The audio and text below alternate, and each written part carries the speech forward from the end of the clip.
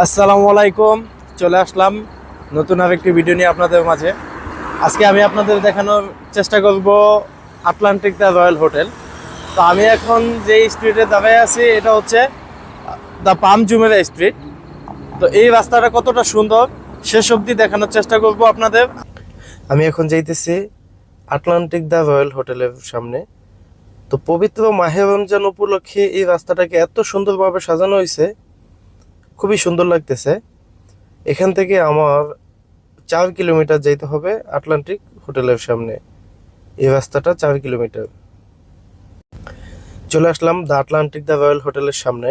এটা একটা 5 তারকা হোটেল। এটা খুবই উন্নত মানের একটি হোটেল দুবাইয়ের ভিতরে। তো এখানে থাকার জন্য আপনাকে বাংলা টাকা গুনতে হবে সর্বনিম্ন 3 লক্ষ টাকা।